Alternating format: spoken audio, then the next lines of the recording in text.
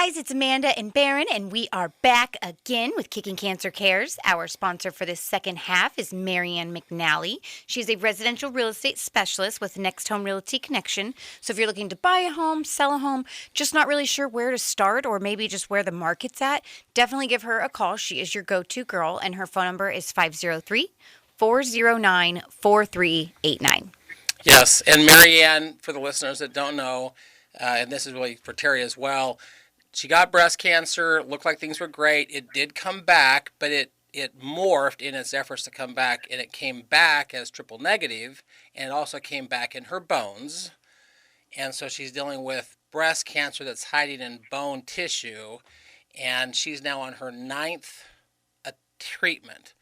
Everything they've done to try to attack it, the cancers figure out how to fight off that particular drug. Yeah. So she's now on her 9th attempt at trying to kill this thing that's inside of her bones. Very smart cancer. Very smart. Well, speaking of smart, we still have Terry with us, right? Hello, Terry. Hello, Amanda. Well, just real quick recap for the listeners that missed the first half of the show. Shame on you. It was a good half of the show. Mm-hmm. But 2012, Terry, you were a basketball coach in Texas. You get a callus on your foot. Your friend who's a doctor says bad news. You've got melanoma. They put you on this awful drug for 5 years, except that drug caused your temperature to spike at 108. So my question to you, when it spiked like that, did they finally take you off interferon? Yes, they did. They basically said this is too toxic for you. If you remain on it, it will kill you. So they absolutely took me off. So that sounds like a double-edged statement because the interferon will kill you, but taking you off the interferon, now the melanoma will kill you. Mm-hmm. Yeah, I mean, the melanoma came back almost immediately after stopping the interferon in the exact same spot on my foot where it had presented 5 years earlier. So the purpose for the interferon was really to stop it, which it was doing. Keep it at bay. Keep it at bay, not stop it. Keep it at bay. Yep. But it's just causing havoc on your body, so they take you off the interferon almost immediately. The melanoma comes back. Well, now what happens? Yeah. What's the next part of the story here, Terry? So they had a biologic, and you probably have seen Keytruda, and I forget the other one. There was a combination of drugs that they're like, we're going to put you on this and see if it does anything. And it did nothing for me. It wrecked my body. I ended up having my knees swelled. I had blood clots in my lungs. It really didn't help the cancer, and it also hurt me physically, so they stopped it, which then basically my only other option was to have my left foot amputated, and that was 2018. In a way, I was kind of lucky. I say my left foot. They basically left my heel and my ankle and amputated everything in front of that. So all my toes and tarsals and metatarsals and that went. But I was lucky from that perspective. I still had to learn how to walk again with balance and things, but was lucky in the fact that I still had my heel and my ankle.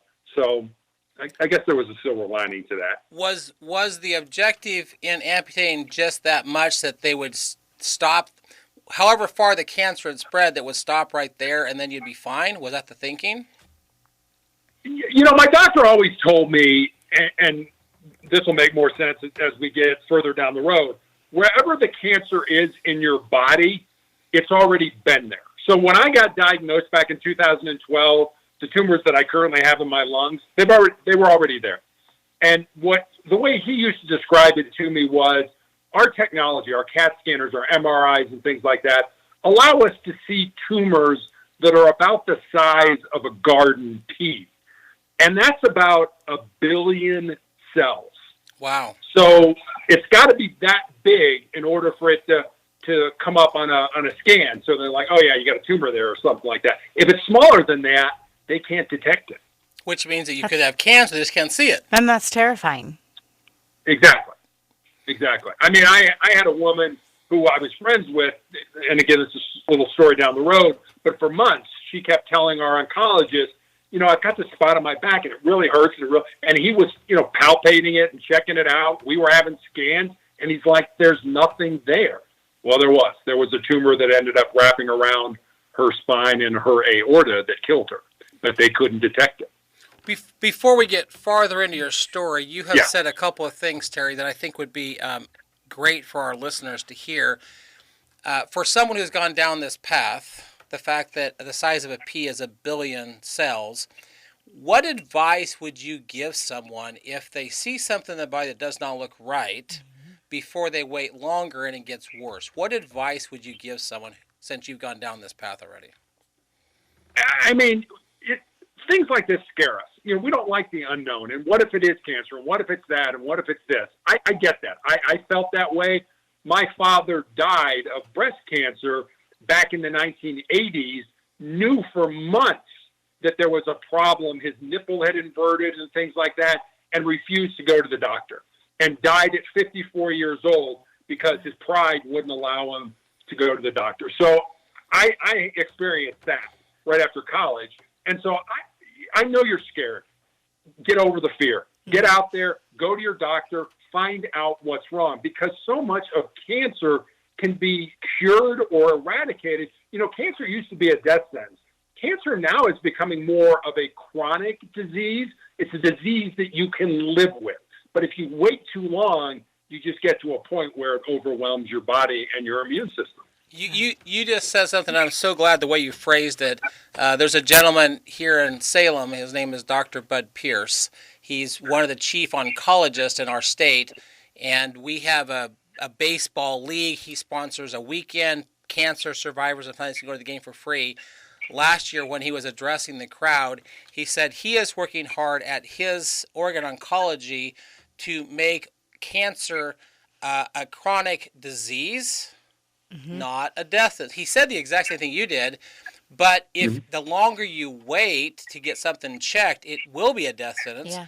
If you can catch it earlier, it becomes a disease you can live with. Now, if Kickin'Cancer, if we can do what we're trying to do as an organization, it will be a thing of the past. We will think about cancer like we think about polio, right? That's a long ways out. But before we went to break, you were talking about being there in the ICUs, and you started to tell us a story, and you realized you were short on time. Do you remember what that story was that you were going to share with us? So you were talking about. I don't. That's okay. The brain damage from the interference. Yeah. Or the high temperature. I don't. I'm sorry. That's okay. We'll just say the 108 temperature. You did mention the fact that your wife was there with the 104, and you had a story to tell us, but that's okay. We'll blame it on the 108 temperature. Thank you. You're welcome. So 2018, they amputate your left foot. You think life is normal, but life is not normal, correct? No, life was not normal. I spent a lot of time in physical therapy learning how to walk again. And then in 2019, I felt a nodule kind of on my shin bone. And I showed it to my oncologist. And I'm like, what do you think? He's like, probably not cancer, but let's biopsy it. And, of course, my luck is absolutely it's cancer. Jeez. And I had 2 of those. So I had 2 more surgeries to remove all the little nodules that they had found in my shin. And at the end of 2019, my surgical oncologist said, we don't do this procedure anymore, but since your cancer seems to be located or localized in your leg, why don't we do this? And it was basically a procedure where they cut into my femoral artery and vein. I was out for this.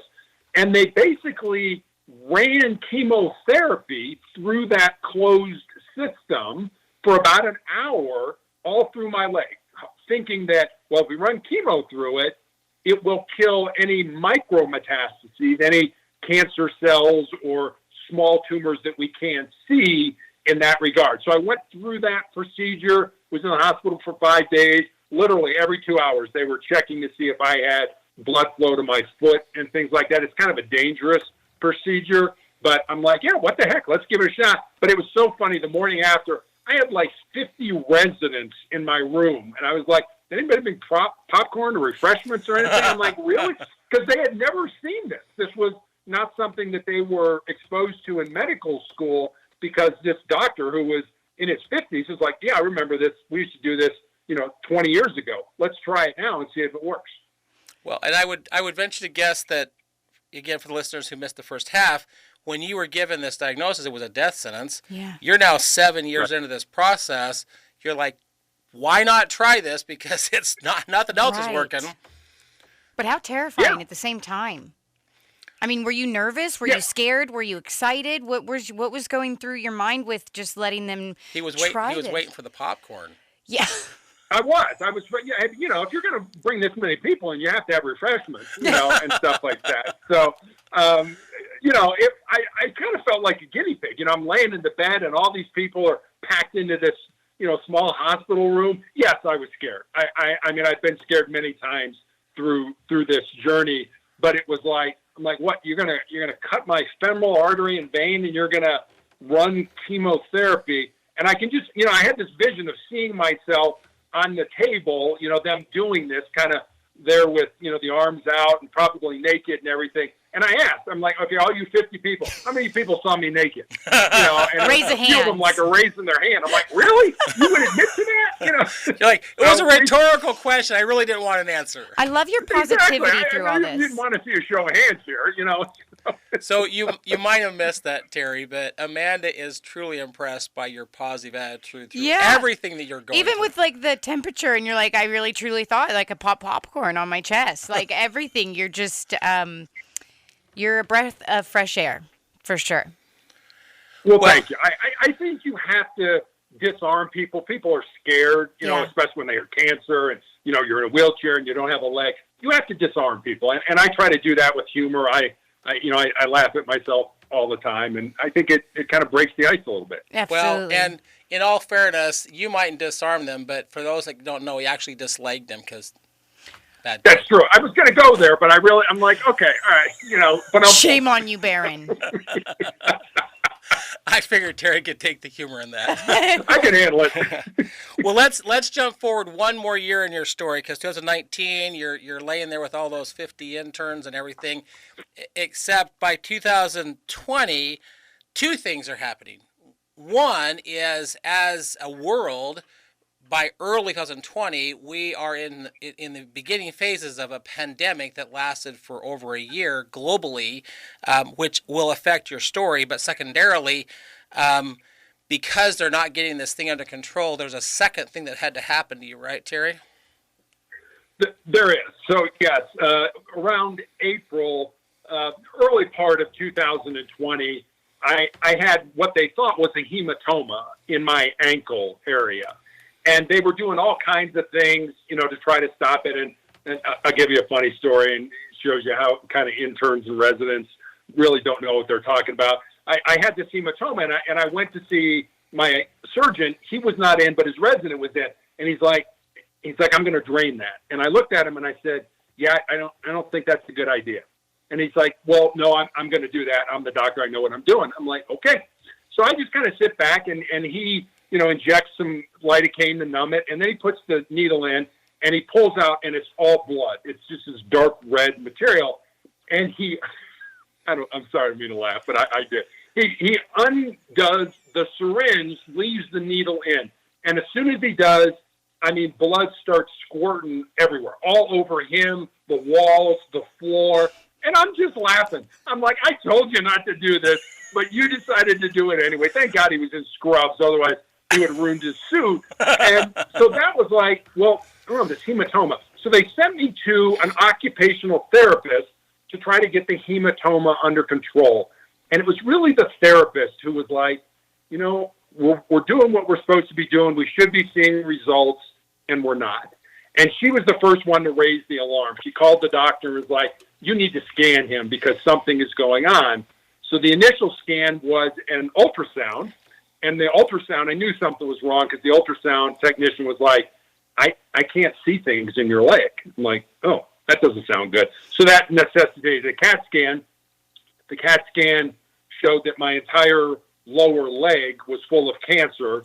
The tumor, what they thought was a hematoma, was a tumor that had grown large enough that it broke my leg. It fractured my tibia. Holy cow. I understood now why I had, pain walking around. And then it was, you also have tumors in your lungs. So the morning of the CAT scan, I go in thinking there's a simple explanation. by 5 o'clock that night, you're going to have your leg amputated above the knee, and you've got tumors in your lungs. So I'm trying to paint a verbal picture for our listeners. What if I heard you correctly? The tumor had gotten large enough in the upper part of your leg, which that's one of the biggest bones in your body, is that upper part of your leg. The tumor had gotten big enough that the tumor broke your leg. Is that so? The lower part of my leg, the calf and the shin area. Okay. The tumor had broken my tibia, my shin bone. But the fact that a tumor was putting enough pressure on your bone that the tumor broke your leg. Yeah. Yeah. I mean, they thought the hematoma was a leftover from the running the chemotherapy through my leg. They thought that's what it was, that it wasn't a tumor. It can't be a tumor. We've done all this chemotherapy. Well, in fact, it was a tumor. Wow. You can't see this over the phone, and the listeners cannot see this over the airways, but Amanda's in total shock right now. Yeah, total shock. I don't think I've ever heard such a bizarre, crazy story. Yeah. Of a tumor breaking your bone. So knowing how large this tumor is, knowing that it has broken the bones, what was the next step, Terry? Yeah. Sorry, that was not meant to be a pun, but what was the next step? It was not meant to be a pun. So by this time in the COVID pandemic, everything had shut down. Pretty much, unless it was an emergency surgery, we're not doing surgeries. So my orthopedic surgeon had to basically get special permission, because it was like, look, this tumor has broken his leg. I can't put it in a cast. It's not going to heal. So we need to amputate. How does your situation not constitute emergency surgery? I was wondering that myself, but it basically took 5 days for them to get permission and then to set up the surgery for the amputation. So this is. We are now a couple years out of the pandemic, and there are still stories I hear. You're not the only one. There are other stories I've heard that I'm just flabbergasted as to what hospitals did and what they constituted as an emergency. If I knew that I had a patient whose tumor was big enough that it broke the bone in his leg, that would constitute an emergency for me. But your doctor had to fight to get the hospital to agree for this procedure, correct?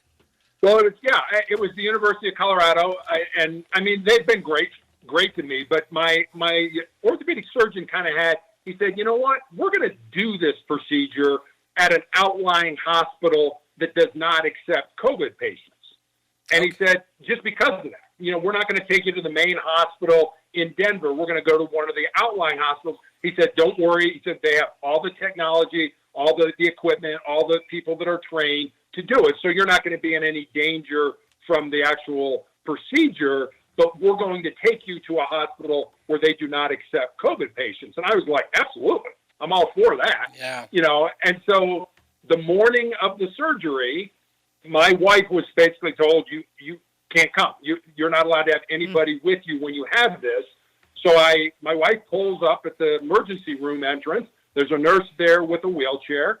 I get in it, and she's like, what do you want me to do? And I'm like, just go wait in the parking lot and pray until the doctor calls you. I don't know what else to tell you, And so they wheel me back into this big room, with it sectioned off into probably 30 different bays that are all designed to be prepping people from all kinds of surgery. And I am the only person in this huge room. It's me, a nurse, and an anesthesiology resident. So I tell you, when that hit, I was so scared. If I could have run out of there, I would have done that. Obviously, I had a broken leg. I wasn't running anywhere. Right. So. Yeah. Well, I sorry to interrupt you there, Terry, but just a point of clarification. No, when they said your wife couldn't come in, was that because of COVID protocols or because that's the way they were going to do things given your situation? That was because of COVID protocols. Because when you had 108 fever, well, at 104, you were glad your wife was there to advocate for you. And now you're going through this situation where you just told me you would run out if you had a broken leg, but you had no one to advocate for you. Yeah.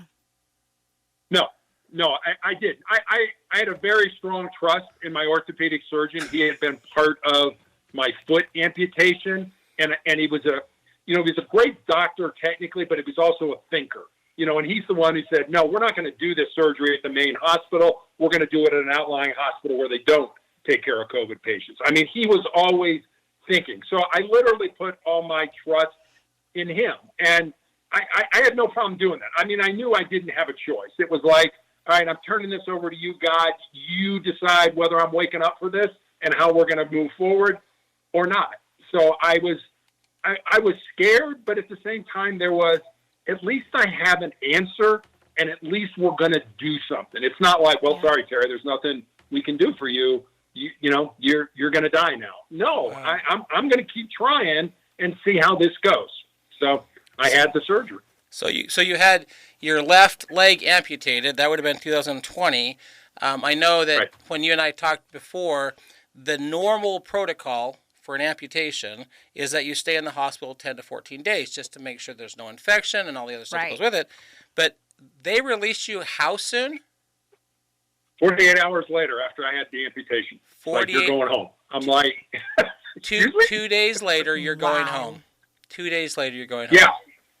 And I mean, they brought in an occupational therapist and a physical therapist, and they basically told them, you've got 48 hours to get his pain under control, get him to understand how to function without a leg, in a wheelchair and with a walker. And they were frustrated, as you can imagine, because they're like, this isn't enough time. They're like, do the best you can. Well, we're running low on time. We're not out of time yet, but your story's amazing. Amazing. Anyone that goes to Kicking-Cancer.org, hit the button that says stories. The most recent story is Terry's story. If you would like to read all of Terry's story, it is on our website. Just go Kicking-Cancer.org, hit stories, and then you'll see Terry's picture and his entire story. Just real quick, Terry, what would be the one thing that you think you've learned out of this whole experience? That's a great question. I mean, I'll say this. There's Ernest Hemingway, one of our greatest authors, wrote a book called Farewell to Arms.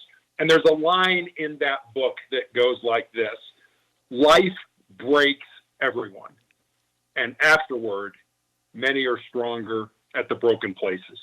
So understand that what you go through in your life, if you get cancer and life breaks you, and I use that because it broke my leg, but it didn't break my spirit. And I wasn't going to let it break my spirit. There's so much more that you can do. We all have breaking points, don't get me wrong, but that breaking point is so much further down the road than you ever thought it was.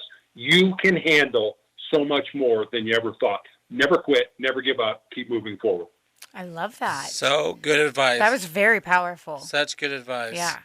Well, the one thing we have done for our listeners, Terry, and it's always amazing, Amanda and I have commented more than once, that what I'm sharing with the listeners is a timeline of what's happened with this organization.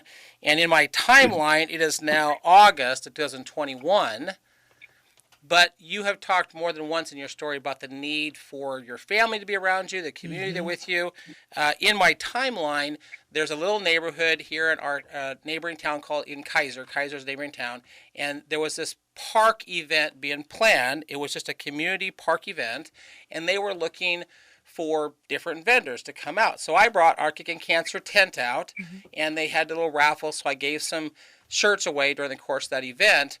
But that event was really designed to bring this community, this neighborhood together to build community. And a lot of the strength from your story has come from the community that's been around you.